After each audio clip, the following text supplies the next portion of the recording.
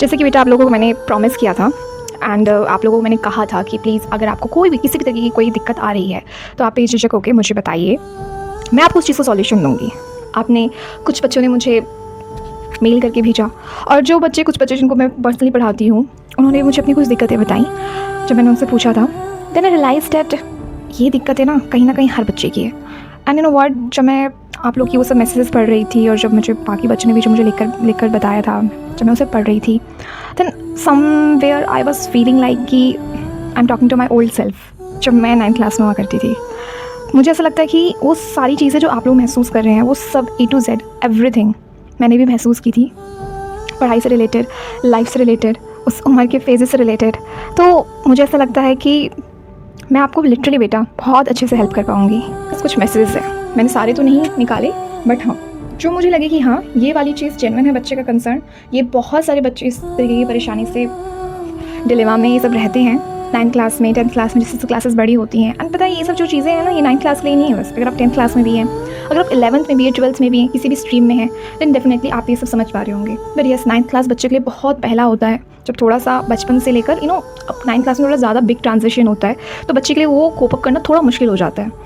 तो इस बच्चे ने लिखा है 9th क्लास मैंने सोचा था कि मैं अपना बेस्ट करूँगी, पर जैसे ही क्लासेस स्टार्ट हुई कुछ टीचर्स ने बहुत डिमोटिवेट किया and seriously I don't know अब मैं पास भी होंगी या नहीं। मुझे स्कूल की टीचर्स जो हमें पढ़ाती हैं उनका कुछ समझ नहीं आता।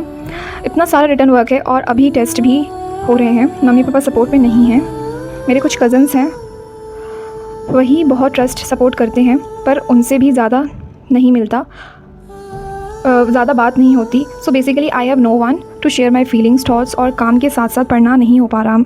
मे बी फ़ेल हो जाऊँ या कंपार्टमेंट आ जाए। सब टीचर्स यही बोल रहे हैं कि फ़ेल हो जाओगे, कंपार्टमेंट आएगी। अब पता नहीं क्या होगा। इवन दोस्तों से भी दूर रहने का ट्राई करती हूँ पर हो नहीं पाता। आई डोंट नो क्या होगा 9th में मेरा। फर्स्ट ऑफ ऑल बेटा I am really very sorry on behalf of those teachers जो टीचर्स होकर भी आपको मोटिवेट नहीं कर पाए, जो टीचर्स होकर भी आपको डिमोटिवेट कर रहे हैं। I am really sorry. आपके साथ चाहे ये जो भी प्रॉब्लम्स हों, मुझे ऐसा लगता है कि अगर माता पिता, अगर आप पेरेंट्स हैं और आपके होते हुए अगर आपका बच्चा अपने आप को अकेला महसूस कर रहा है, आप टीचर्स हैं और आपके होते हुए अगर आपका स्टूडेंट अकेला महसूस कर रहा है तो ये हमारा फेलियर है। Parents as a teacher, as a guardian, I feel कि अगर हमारे होते हुए अगर हमारे बच्चे इतना अपने आप को अकेला महसूस करें तो हमारा होना ना होना उनकी ज़िंदगी में एक बराबर हो जाता है। तो बेटा I am very very sorry on behalf of those teachers जिन्होंने आपको ऐसे शब्द कहे होंगे, जिन्होंने जो चीज़ आपको डिमोटिवेट कर रही है। बच्चे को सीधा ये कह देना कि आप फेल हो जाओगे, आपकी कंपार्टमेंट आ जाएगी, ये मतलब like literally this is a very harsh word a teacher can say, specially to a teenager और एडोलसेंट चाइल्ड।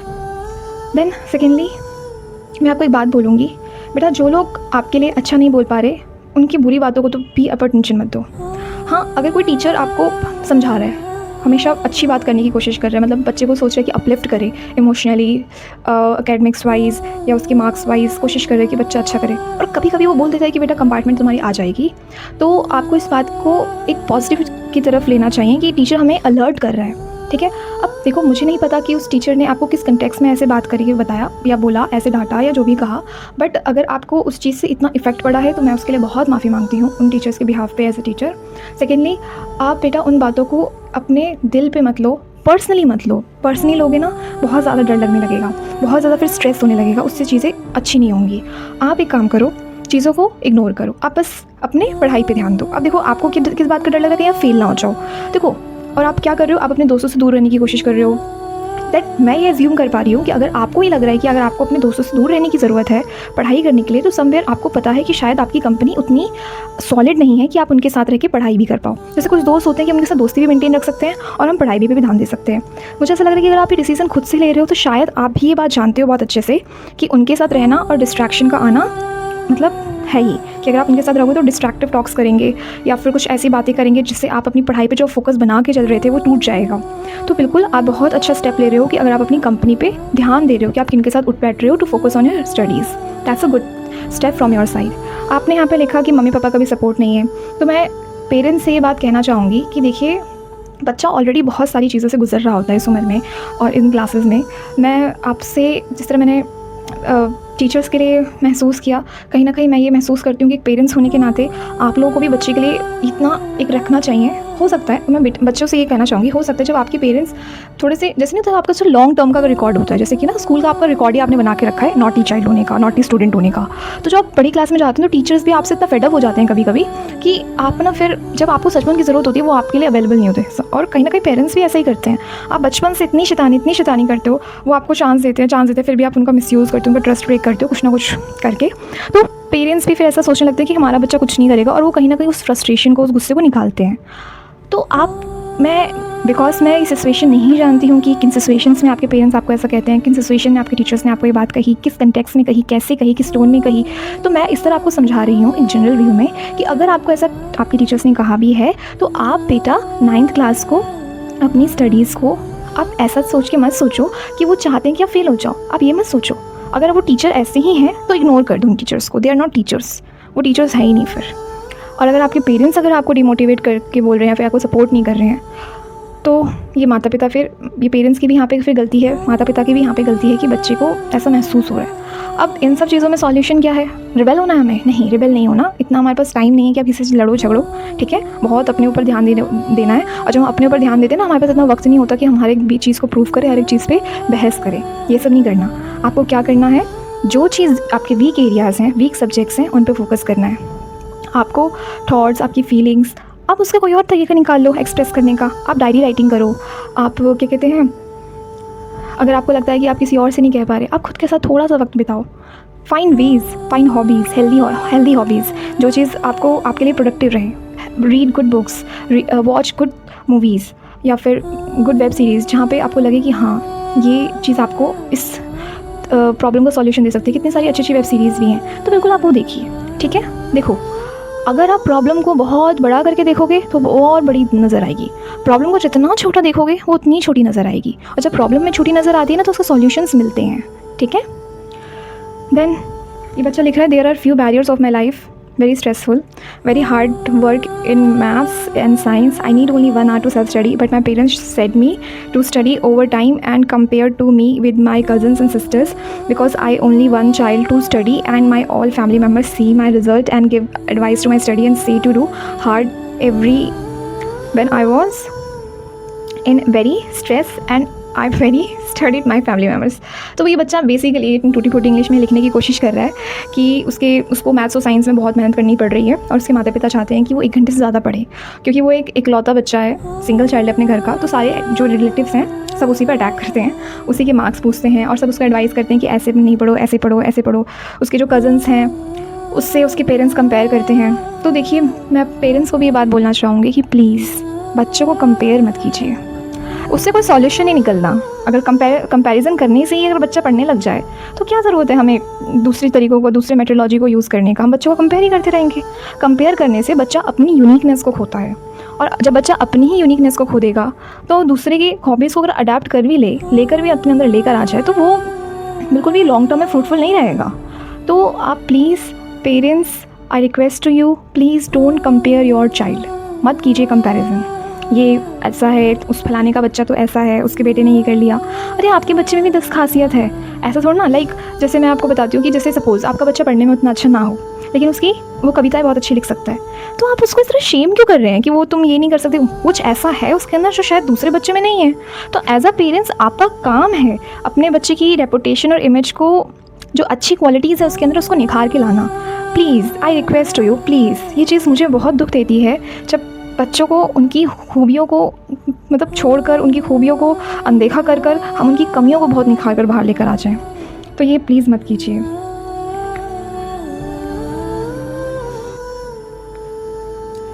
देन इस बच्चे ने लिखा है, दूसरे बच्चे ने, 9th क्लास की स्टार्टिंग में मेरे ये ऑब्स्टिकल हैं कि मुझे स्टार्टिंग से ही कॉन्फिडेंस बिल्ड नहीं हो पा रहा। पढ़ाई करो, रेगुलर टच करो पढ़ाई का, उसके बाद भी अगर कॉन्फिडेंस बिल्ड नहीं हो पा रहा तो कोई बात नहीं, वो मार्क्स आएंगे ना तो हो जाएगा। मार्क्स नहीं आते तभी नहीं होता, और धीरे धीरे सब थिंग्स सॉर्टेड हो जाएंगी। आपका मेन फोकस 9th क्लास में इस पर होना चाहिए कि 9th क्लास आप इतनी अच्छे से पढ़ लो कि 10th का बोर्ड आप दे पाओ, because 9th is the base of class 10th। तो कॉन्फिडेंस की आप टेंशन मत लो। अगर आप पढ़ाई करोगे, जो मैंने बताया ना, डिस्ट्रैक्शन से दूर रहोगे, अपने ऊपर काम करोगे, कॉन्फिडेंस तब आता है जब हमें उस अंजाम के लिए हम तैयार रहते हैं। जो मेरा कल पेपर है, अगर मैं उसके लिए आज तैयार हूँ ना, तो मुझे अपने आप कल के दिन कॉन्फिडेंट में रहूँगी एग्ज़ाम वाले दिन। तो वो तब आएगा जब पढ़ाई करोगे। पढ़ाई से दूर भागोगे, उसको इग्नोर करके आप फ़ोन चलाओगे, रील्स स्क्रॉल करोगे, तो बेटा इससे कॉन्फिडेंस तो बिल्कुल भी बिल्ड नहीं हो पाएगा। दोस्तों के साथ अनाप शनाप फालतू की बातें करोगे जिसका कोई हाथ पैर सर, कोई मतलब वजूद नहीं है, कोई लॉजिक नहीं है, या फिर जिसका अभी आपके जीवन में कोई काम नहीं है। बहुत कम शब्दों में बहुत ज़्यादा बातें समझा रही हूँ, आप बड़े हैं, समझदार हैं, इतनी कि आप समझ सकते हैं। तो उन सब चीज़ों के पीछे मत भागिए, अपने आप आपका कॉन्फिडेंस आ जाएगा। बच्चा आगे कह रहा है कि स्पेसिफिकली इन मैथ्स, बिकॉज मुझे ये बोला जा रहा है कि 9th class is very difficult and ये मुझसे नहीं हो पाएगा।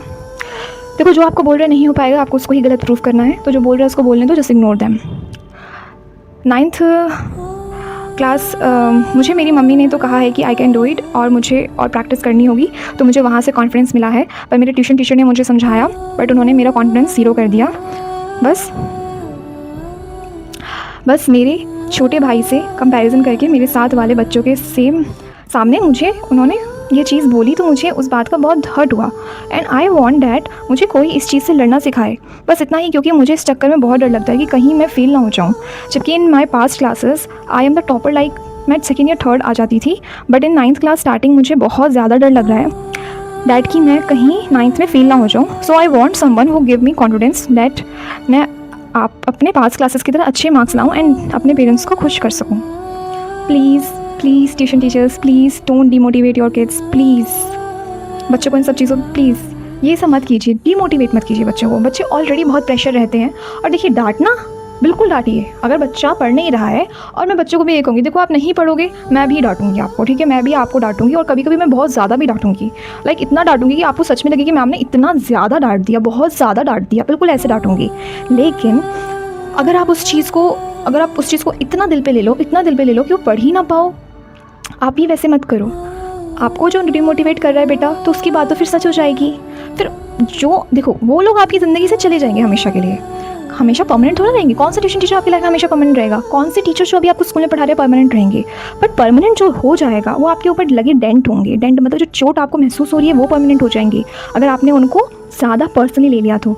और दूसरा, आप किसी को भी छोड़ सकते हो जीवन में, आप अपने आप को कभी भी नहीं छोड़ सकते। आपको अपने साथ तो पूरी ज़िंदगी रहना है। तो अगर आप अपने साथ सोचो, अगर मैं अपने साथ अगर हूँ, और मेरा माई सेल्फ है वो बहुत ब्रोकन है, उसका हार्ट बहुत ब्रोकन है, उसका माइंड बहुत ब्रोकन है, तो मैं उसके साथ क्या एक हेल्दी डिसीजन ले सकती हूँ अपनी ज़िंदगी का? कुछ अच्छी लाइफ के क्या कहते हैं अच्छे मुकाम पे पहुँच सकती हूँ? एक ब्रोकन सेल्फ के साथ नहीं पहुँच पाऊँगी। तो मुझे खुद को मोटिवेटेड रखना पड़ेगा। बहुत सारे लोग आपकी ज़िंदगी में आएंगे, तो अभी आप स्कूल में हो, बहुत सारे लोग आपकी ज़िंदगी में आएंगे। ये तो जैसे आपको फिर भी पढ़ाते डांट देते हैं, या फिर पढ़ाते हुए कुछ गुस्से में बोल देते हैं, कभी मम्मी पापा बोल देते हैं, कभी टीचर्स ही बोल देते हैं। तो ये तो अभी आप स्कूल ज़िंदगी में बहुत छोटे बच्चे हो। जब बड़े हो जाओगे ना, ऑफिस जाओगे, जॉब करोगे, तो वहाँ पे भी आपको 10 तरीके के लोग मिलेंगे जो सोचेंगे कि नहीं, इसको आगे नहीं बढ़ने देना। जो आपकी गलती नहीं रहेगी तो भी आपको ऐसे बोलेंगे। तो आपको इतना मेंटली स्ट्रॉन्ग रहना है, और आपको बिल्कुल ऐसे लोगों के आसपास रहना है जो आपको अच्छी सलाह देते हैं और आपको मोटिवेटेड रखते हैं। अगर आपको महसूस हो रहा है कि अगर आपको कोई ऐसा बुरा बोलते तो आपको और ज़्यादा बुरा लगता है, और आप उस चीज़ में अपना प्रोडक्टिव टास्क नहीं कर पाते हो, तो प्लीज़ आप उनको डायरेक्टली बताओ कि सर, आपकी इस तरह की बात से मैं अपना काम फोकस करके नहीं कर पा रहा हूँ, प्लीज़ आप मुझे ऐसे मत बोलिए। आप बिल्कुल ऐसे बोल सकते हैं, पोलाइटली बोलिए। I am not asking you to fight with your parents और teachers who are telling you these harsh and bad words, but yes, आप बिल्कुल अपनी बात रख सकते हैं कि आप प्लीज़ मुझसे ऐसे मत बोलिए। अब मैं कोशिश कर रही हूँ, मैं कोशिश कर रहा हूँ। Express your self. अपने दिल में कुंठन रखोगे ना बेटा, वो चीज़ ना बहुत भर जाएगी, उसके साथ ही पढ़ाई करना बहुत मुश्किल हो जाएगा। देन अब नेक्स्ट बच्चे ने लिखा है, मैथ्स एक बहुत अच्छा सब्जेक्ट है, नो डाउट, बट ये बहुत मुश्किल है। मैं अपने कोचिंग में भी मैथ्स ज़्यादा प्रैक्टिस करती हूँ, फिर भी मेरे स्कूल के टेस्ट में मेरे कम मार्क्स आते हैं, पता नहीं क्यों। और ऐसा नहीं है कि मैं कंसेप्ट क्लियर नहीं करती। देखो, जो एकेडमिक डाउट होता है ना बेटा, एकेडमिक डाउट्स जो हैं वो है ही नहीं ऐसे कि आपको मतलब वो परेशानियाँ ऐसी है ही नहीं कि उसका कोई हल ना हो। उनका बिल्कुल सॉल्यूशन है। आपको क्या लग रहा है ये सब मैंने अपनी बचपन में महसूस नहीं किया होगा? जिन कोचिंग वाले सर या मैडम से आप पढ़ रहे हैं, क्या वो जब 9th क्लास में थे तो उनको नहीं लगा होगा कि अरे ये कितना मुश्किल है? या फिर आपको क्या लगता है जो टीचर्स होते हैं जब वो अपनी स्कूल लाइफ में होते हैं, जैसे सपोज़ कोई मैथ्स का ही टीचर है, वो मैथ्स बहुत अच्छे से जानता है तभी वो मैथ्स पढ़ा रहा है डेफिनेटली, बट आपको क्या लगता है जब वो स्कूल टाइम पे होते तो उनके हर एक टेस्ट में अच्छे नंबर मार्क्स आते हैं? उनको क्या कभी किसी टेस्ट में कम मार्क्स नहीं आए होंगे? बिल्कुल आए होंगे बेटा, मेरे भी आए हैं। अब देखो, कम मार्क्स का डेफिनेशन हम सबके लिए डिफरेंट होता है। जैसे मैं आपको अगर बताऊँ तो मेरे 40 में से अगर 36 भी आते थे तो मुझे बहुत कम लगते थे। 36 तो लिटरली मेरे लिए बहुत कम थे, और अगर उसके नीचे तो मैं गई तो फिर मेरे पेरेंट्स तो बहुत गुस्सा होते थे मुझ पर, जैसे आपके पेरेंट्स होते हैं, मतलब लिटरली बहुत गुस्सा होते थे। और मेरे पापा तो बहुत ही स्ट्रिक्ट थे पढ़ाई के मामले में, और मार्क्स के मामले में तो खासकर। तो मैं बिल्कुल आप लोगों की बातों से रेजोनेट कर सकती हूँ, रिलेट कर सकती हूँ that what are you saying, what are you feeling, and बिल्कुल उन सारे मेंटल प्रेशर के साथ अपने अच्छे मार्क्स कैसे लेकर आए। पता है जो आप लोग वैसे बोल रहे हो ना कि मेरे को बहुत डर लग रहा है, मैं फ़ेल हो जाऊँगी, मुझे भी एग्जैक्टली वैसे ही डर लगता था कि मैं फ़ेल हो जाऊँगी। और लिटरली मैंने तो मतलब सबको बोल दिया था अपने दोस्तों में, देखो मैं फ़ेल हो सकती हूँ। इतना डर गई थी मैं, इतना ज़्यादा डर गई थी कि मैं सबको मैंने बोल दिया था कि मैं देखो फ़ेल हो सकती हूँ, ताकि ना अगर कल हो कि मैं सच में फ़ेल हो जाऊँ तो उनको ये पता रहे कि हाँ मैंने पहले से बता दिया था। मैंने इवन अपने मम्मी को भी ऐसे बोल दिया था कि देखो मम्मा मैं फ़ेल हो जाऊँगी। तो मेरी मम्मी ना जब वो देखती थी कि मैं बहुत ज़्यादा एंशियस हो रही, बहुत ज़्यादा स्ट्रेस ले रही हूँ, तो मुझे ऐसे बोलती थी कि कोई नहीं तो पास तो हो जा, तू मत कर, टॉप मत कर, पास हो जा। तो एक ऐसा वो समय ऐसा था लिटरली मेरे स्कूल में वी हैड स्कूल काउंसलर, ठीक है। तो मैं उनके पास जाती थी काउंसलिंग के लिए। और काउंसलिंग किस लिए लेती थी मैं? क्योंकि मुझे बहुत स्ट्रेस होता था पढ़ाई का। और लिटरली जो बच्चों ने मुझे ये सब लिख कर दिया है ना, एग्जैक्टली यही मेरे भी वर्ड्स होते थे जब मैं उनको ये सब कहती थी कि पेरेंट्स का बहुत प्रेशर है। ऑब्वियसली मतलब एक एक्सपेक्टेशंस माता पिता रखते हैं, तो बच्चों के लिए बहुत मेंटली उन चीज़ों के साथ डील करना बहुत टफ होता है। I have been in that situation in my life, that's why I can totally relate with it. लेकिन मैं आपको एक बात बताऊँ, जब फाइनल रिजल्ट आया ना 9th क्लास का, देन आई हैड स्कोर्ड 91%। तो मतलब मेरे लिए मेरे को मेरा रिपोर्ट कार्ड देखकर यकीन ही नहीं हो रहा था कि मेरे 91 आ रखे हैं, क्योंकि मैंने तो 90 की उम्मीद नहीं की थी, मतलब 80 की भी उम्मीद नहीं की थी। मैं जिस दिन पीटीएम था मैं 60-70 करके एक्सपेक्ट करके गई थी। ऑल दो मैं बचपन से ही पढ़ने में अच्छी थी, टॉपर थी हमेशा से, बट 9th क्लास एक ऐसी क्लास होती है जब झटका लगता है इतने सारे बड़े सिलेबस का, बड़े बड़े कंसेप्ट्स का जो कभी बचपन में नहीं सुने होते। तो ऑब्वियसली बच्चा ऐसा महसूस करता है, नेचुरल है ये जो आपके साथ हो रहा है। कोई ऐसी बात नहीं कि बहुत यूनिक चीज़ हो रही है। देखो बेटा ये परंपरा है, ठीक है। हर बच्चा, अब आपके बैच के बाद जो नए बच्चे जो 8th में है वो 9th में आएंगे ना, वो भी यही महसूस करेंगे। फिर उनके जाने के बाद जो अभी 7th के बच्चे हैं वो जब उस समय 9th में आ जाएंगे तो वो भी यही महसूस करेंगे। आपसे पहले जो बच्चे 10th क्लास में थे वो जब 9th में आए थे तो वो भी यही महसूस कर रहे थे। तो इतना ज़्यादा वैसे लेने की ज़रूरत नहीं है। हमें किस चीज़ पे ध्यान देना है? पढ़ाई पे, और हेल्दी तरीके से पढ़ाई करने पे। अगर आप सोच रहे हैं कि आपको 9th क्लास भी अच्छे से पास करनी है, जैसे बच्चे कह रहे हैं कि मैं चाहता हूँ अच्छे से मैं वो करूँ, पास करूँ, अच्छे नंबर लेकर आऊँ, मैथ्स में मेरे मार्क्स अच्छे आएँ, टेस्ट में जैसे स्कूल टेस्ट में मार्क्स अच्छे नहीं आ रहे तो स्कूल टेस्ट में भी मार्क्स अच्छे आएँ। और अगर आप चाहते हो कि आप दोस्तों के साथ गप्पे भी मार लो, आप उनसे हर तरीके की बातें भी कर लो, कौन किसकी ज़िंदगी में क्या चल रहा है क्या नहीं चल रहा, किसका पैचअप, किसका ये, किसका वो सब आपको जानना है, सुनना है, बातें करनी है। उसके बाद आपको घर आके फ़ोन भी चलाना है, फिर आपको ट्यूशन के भी टेस्ट में अच्छे मार्क्स लाने हैं, फिर आपको स्कूल के भी टेस्ट में अच्छे मार्क्स लाने हैं, फिर आपको उस एक पर्टिकुलर फ्रेंड का भी अच्छा फ्रेंड बनना है, उससे रोज़ बातें करनी है आपको। बेटा हर चीज़ नहीं हो पाएगी। आपको पता है इस उम्र में सबसे बड़ी गलती क्या होती है? हमें हर चीज़ बेस्ट चाहिए, हमें हर चीज़ में अपना रोल भी बेस्ट चाहिए। बेस्ट स्टूडेंट बनना है, बेस्ट फ्रेंड बनना है, बेस्ट डॉटर बनना है, बेस्ट सन बनना है, हर चीज़ बेस्ट बननी है। आप हर चीज़ बेस्ट नहीं बन पाओगे। राइट नाउ आपका टारगेट होना चाहिए बेस्ट स्टूडेंट होने में। स्टूडेंट टीचर्स के लिए मत बनो, स्टूडेंट आप इसलिए बनो कि आपकी करियर का जो अभी राइट नाउ आपका जो करियर का फेज चल रहा है उसमें आपके फ्यूचर के लिए अभी का जो ये स्टूडेंट है ना, जो यूनिफॉर्म पहन के वो स्कूल जाता है और घर आता है, यूनिफॉर्म पहन के एग्ज़ाम देने जाता है, वो उस यूनिफॉर्म के लिए आपको बेटा उस चीज़ को कंटिन्यू करना पड़ेगा, ठीक है। आपको पढ़ाई पे ध्यान देना पड़ेगा, आपको सिर्फ पढ़ाई रिलेटेड बातें करनी होगी। और आई am not asking you, I am not telling you कि आप मज़े मत करो, गॉसिप मत करो, बिल्कुल करो, बट अगर आप सोच रहे हो कि जैसे बचपन में करते थे उस तरीके से करो, पॉसिबल नहीं हो पाएगा, इम्पॉसिबल है, हो ही नहीं पाएगा। अब आपकी प्रायोरिटी डिफरेंट होनी चाहिए। अगर आपकी प्रायोरिटी लिस्ट में नहीं है पढ़ाई सबसे पहले, बेटा दिन डरने की तो बात है, बिल्कुल आप डरिए, ठीक है। अगर आपको फिर डर लग रहा है कि अगर आप हमेशा खेले जा रहे हैं, you are just focusing on playing and watching movies, phone चला रहे हो, हमेशा बस यही एक काम कर रहे हो, मैं कह रही हूँ कि जो मैं कह रही हूँ कि आप बुक्स पढ़िए, आप अच्छी अच्छी किताबें पढ़िए, लेकिन आपका कल पेपर है, तो अगर आप आज के दिन वो अच्छी अच्छी किताबें पढ़ रहे हो तो बेटा टेक्निकली वो अच्छी अच्छी किताबें पढ़ने का तो वक्त नहीं है। प्रायोरिटी की बात कर रही हूँ ना मैं, आपकी प्रायोरिटी में अभी वो चीज़ नहीं आनी चाहिए। और अगर आप आज के दिन में सिलेबस का ना पढ़ के कल जो पेपर है उसका ना पढ़ के कुछ और पढ़ो और एक्सपेक्ट भी करो कि आपके अच्छे मार्क्स आ जाए, तो हाउ कैन दिस पॉसिबल? तो पॉसिबल ही नहीं होगा। Then be ready for the result. कि टेस्ट में मेरे कम मार्क्स आते हैं, पता नहीं क्या, और ऐसा नहीं है कि मैं कंसेप्ट क्लियर नहीं करती, वो भी क्लियर करती हूँ, फिर भी मैथ्स के टेस्ट में हमेशा कम मार्क्स आते हैं। 100% देती हूँ। हो सकता है बेटा आपकी सिली मिस्टेक हो रही हो, उस पर आपको काम करना होगा। आपका इसका सॉल्यूशन ये है कि to more and more practice. और जब वो सिली मिस्टेक जो हो रही है ना उसकी एक अलग लिस्ट बनाऊँगी, जैसे कि आप फॉर्मूला गलत लिख दे रहे हो, उस पॉइंट्स को लिखो ताकि आप उन सारे पॉइंट्स को, अलर्ट पॉइंट्स को एक साथ पढ़ो और फिर आप एग्ज़ाम देने जाओ। टीचर्स की गलती है, मैं ये नहीं कह रही कि टीचर्स की गलती है, वो अच्छा नहीं पढ़ाते, पर फिर भी कहीं ना कहीं मेरी गलती है शायद। मेरी मम्मी मुझे हमेशा 95% अबव एक्सपेक्ट करती हैं मार्क्स, बट मैं 90% से ज़्यादा लाती ही नहीं हूँ। इवन दो मैं अपना 100% देती हूँ, एग्ज़ाम टाइम पर जल्दी भी उठती हूँ। कभी कभी मुझे बहुत प्रेशर फील होता है अपने ऊपर, क्योंकि सबकी एक्सपेक्टेशन हाई होती है मुझसे कि मैं 95% से ज़्यादा लाऊंगी, बट मैं ला ही नहीं पाती। कभी कभी लगता है कि कोई मुझे समझता ही नहीं है, बट मैं 100% ट्राई करती हूँ, फिर भी मुझसे नहीं हो पाता।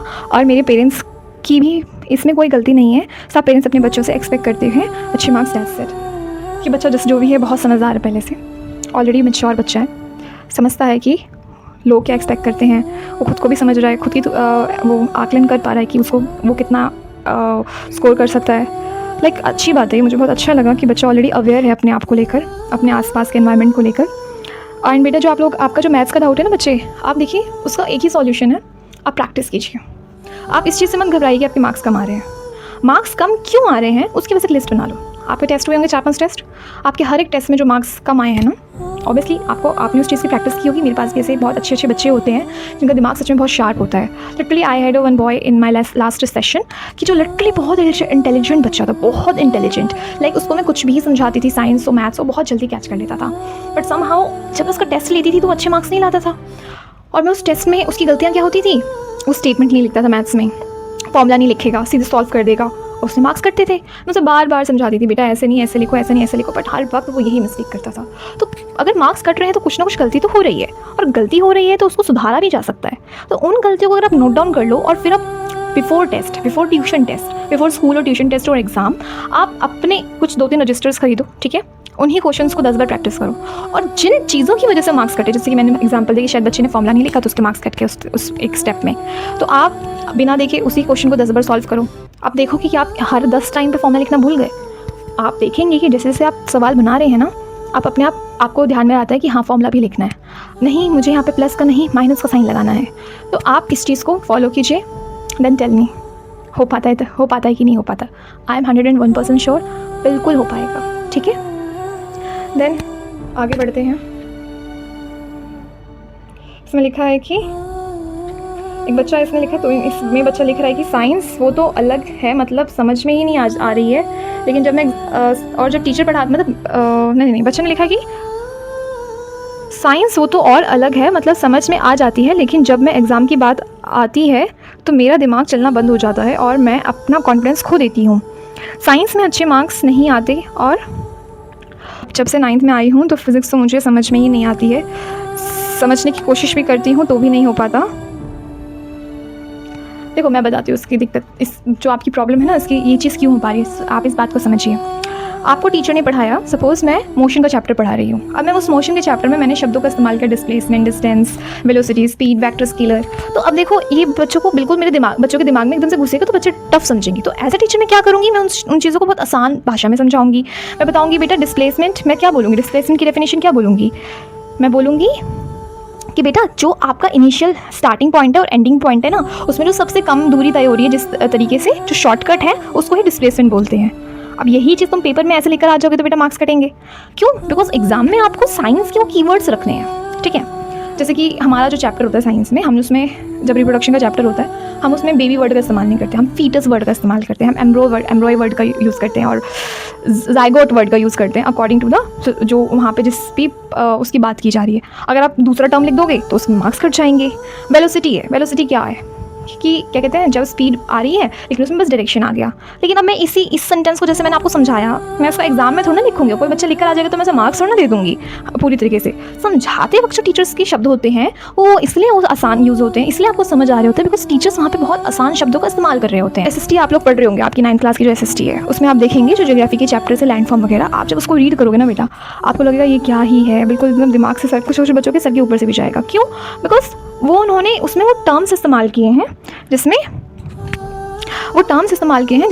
वो बच्चा पहले से नहीं जानता था और उसको जो वैसे आसान लग रहा था वो अब उसको पढ़ते हुए मुश्किल लग रहा है। टीचर ने बोल दिया स्लोप, ठीक है, टीचर ने बोल दिया ये क्या कहते हैं स्टीप। अब देखो टेक्निकली ये आसान शब्द है, ठीक है, लेकिन ये बुक में जब आपको ऐसे टर्म्स दिखती हैं तो आपको मुश्किल लगते हैं। तो अब ये क्या है, स्टीप किसको बोलते हैं? जैसे कि मान लो ये मेरा पहाड़ है, SST में जैसे मान लो ये मेरा पहाड़ है, तो अब मान लो कि इसकी जो स्टीप है थोड़ी ज़्यादा है और ये थोड़ा इसका कम है, ठीक है, और अगर मैं इसका बोलूँ तो इस वाले पहाड़ का स्टीप ज़्यादा है, मतलब ये जो ढलान है ना, अब देखो इस वाले पहाड़ पे आप गिर जाओगे, है ना, चढ़ नहीं पाओगे, इस पे चढ़ाई आसानी से हो जाएगी, इस पे चढ़ाई मुश्किल, थोड़ा खड़ा है ना, इसलिए थोड़ा सा गिरने का भी डर रहेगा, तो वो स्टीप होता है। तो माउंटेन का जो स्पीड है उसकी बात हो रही है। देन स्लोप क्या होता है? स्टीप मतलब ये कितना ऊंचा है, कितनी उसकी वो है, मतलब नहीं होता है कि एंगल कितने लेवल का है, हाई है बहुत ज़्यादा या कम है। स्लोप होता है कि ये वाली लाइन, इस वाली लाइन को स्लोप बोलते हैं, बस इस लाइन को, ये भी स्लोप, ये भी स्लोप, ये भी स्लोप, ठीक है। स्लोप इज़ नॉट हाई और वैसा, स्टीप उसकी वो स्टीपनेस, हाई और लो जो हो रहे हैं उसकी जो ढलान को कहते हैं उसकी स्टीपनेस को बोलते हैं। तो ये बात जब तक बच्चा एक एक शब्द में घुसेगा नहीं जो उसको मुश्किल लग रहा है, कैसे समझ आएगा? तो वो आपको घुसना पड़ेगा, बिल्कुल आपको उन टर्म्स को अंडरलाइन करके पढ़ना पड़ेगा, क्योंकि नई क्लास है, आपने उन शब्द को पहले नहीं पढ़ा है। बाकी बेटा, बाकी के हम नेक्स्ट वीडियो में करेंगे। अभी के लिए आज जिन बच्चों ने मुझे भेजा उसमें से मैंने कुछ लेके आपको समझाए हैं। अब मैं आशा करती हूँ कि आपको अपने उसमें बहुत मदद मिली होगी। बस मैं एक चीज़ से बहुत दुखी हुई हूँ और मुझे बहुत बुरा लगा है आप लोगों के लिए कि आप लोग उन टीचर्स के अराउंड है जो आपको मोटिवेट नहीं करते हैं।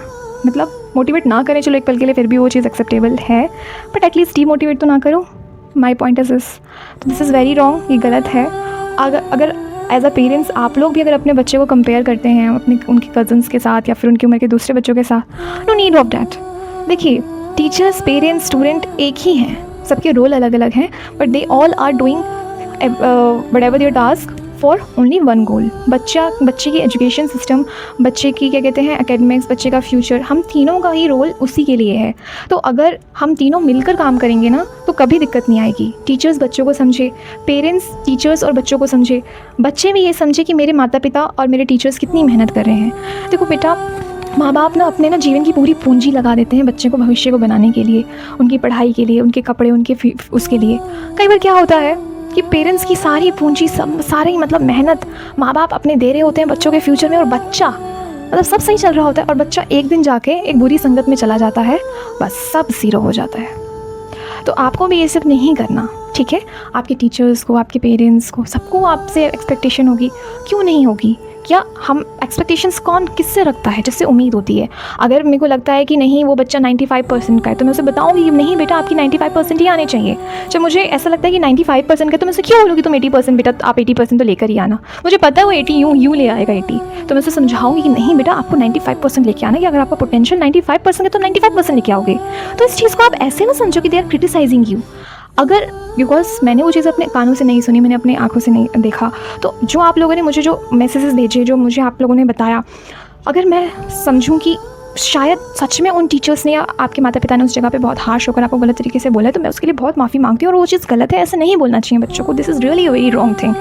लेकिन अगर वहाँ पे टीचर ने ये एक्सपेक्ट करके बोला है कि अगर आपने पढ़ाई नहीं की, जैसे मान लो कि बच्चा ऑलरेडी बहुत पासिंग मार्क्स लाता है या फिर एवरेज उसके मार्क्स 8th क्लास तक रहे हैं, अब 9th क्लास में भी अगर वो पढ़ाई पे ध्यान नहीं दे रहे तो और ज़्यादा डाउन हो जाएगा, बिकॉज टेक्निकली 8th क्लास के मुकाबले अब की क्लास में उसके लिए डिफिकल्टी लेवल बढ़ चुका है, राइट। तो टीचर्स, आप हो सकते हैं टीचर ने आपको उस, जैसे कि मैंने बोला कि कोई बच्चा टॉपर है, मैं बोलूँ कि बेटा आप 95% 8th क्लास में स्कोर करते थे, अब आपके पास 50 ही आएंगे अगर आप इस तरीके से पढ़ाई करोगे तो मैं उसे डिमोटिवेट नहीं कर रही हूँ, मैं उसे अलर्ट कर रही हूँ। तो हो सकता है जो बच्चा पहले से ही 40% या फिर 35% या 50% लेवल पे मार्क्स लाता था, अब वो बच्चा 9th क्लास में भी पढ़ाई पे ध्यान नहीं दे रहा है, डिस्पाइट ऑफ द फैक्ट कि अब उसको पढ़ाई पे ध्यान शुरू कर देना चाहिए देना। तो मैं उसको यही बोलूँगी कि बेटा अगर आप ऐसे नहीं पढ़ोगे तो आपकी कंपार्टमेंट आ जाएगी। तो हो सकता है कि टीचर का टोन बहुत हार्श रहा हो, या कुछ भी ऐसा रहा हो जहाँ पे टीचर अपनी बात को अच्छे से ना समझा पाया हो। लेकिन अगर वो टीचर हर ही वक्त एवरी टाइम अगर बच्चे को ये कह रहा है कि तुम पढ़ो, तुम पढ़ नहीं सकते, तुम जीवन में कुछ कर नहीं सकते, देन दिस इज़ रॉन्ग, बहुत गलत है। और मुझे ये चीज़ बहुत ज़्यादा बुरी लगी, क्योंकि मुझे और भी जो मैंने एक दो ऊपर से देखे थे मेरे मेल्स में भी, तो बच्चों ने मुझे बताया था कि टीचर्स आर सेइंग कि आप लाइफ में कुछ नहीं कर पाओगे। तो ये वाला स्टेटमेंट बच्चे को कहना कि तुम ज़िंदगी में कुछ नहीं कर सकते, एक बहुत ज़्यादा बुरा स्टेटमेंट है, एक बहुत ही ज़्यादा मतलब बच्चे के दिमाग पे असर डालने वाला स्टेटमेंट है, बहुत ज़्यादा गलत बात है। ऐसे किसी टीचर को बात नहीं करनी चाहिए। तो आप बेटा आप उन लोगों के पीछे मत पड़ो, लेट देम। जो इस तरीके की मेंटालिटी के हैं, जो आपको डाउन कर रहे हैं, उनके सामने तो आप सबसे पहले अपने आप को उठाओ, ठीक है। अब अगर आपको भी बेटा, अगर आप लोग मुझसे अभी तक नहीं जुड़े हैं, आपको भी अगर अपनी कोई बात रखनी है, बतानी है, अपना कोई इंसिडेंट शेयर करना है, तो देयर इज़ अ मेल, यहाँ पे आप मेल कर सकते हैं, ठीक है। आपकी जानकारी बिल्कुल कॉन्फिडेंशियल में रखूँगी, तो आप उस चीज़ की बिल्कुल भी टेंशन मत लीजिए, ठीक है। It will be between you and me only, ठीक है। किसी थर्ड पर्सन का इसमें कोई लेना देना नहीं होगा। बस आप अपनी पढ़ाई पे ध्यान दीजिए। ये सब आपको इसलिए, ये सब जो मैं समझा रही हूँ, जो मैं ये सब इनटेक ले रही हूँ, या फिर जो आपके जो व्यूज़ में जानना चाहती हूँ, आपके जो मैं फीडबैक्स लेना चाहती हूँ, मैं इसीलिए ले रही हूँ कि बेटा आपको एट दी एंड आपके लिए वो चीज़ आपकी पढ़ाई में फ़ायदा ही दे, ठीक है। अगर आपने वो 1 घंटे की वीडियो देखी, तो 1 घंटे की वीडियो में आपने ये समझा कि मुझे किस पथ पे चलना है, किस रास्तों पे चलना है, मुझे और कहाँ पे नहीं जाना, किन चीज़ों से मुझे दूर भागना है, ठीक है। उसलिए चलो अब हम नेक्स्ट वीडियो में मिलेंगे, ठीक है, किसी एकेडमिक वीडियो में या फिर किसी काउंसलिंग वीडियो में, जो सिर्फ आपके लिए ही फ्रूटफुल रहेगी, चाहे वो कोई सी भी हो।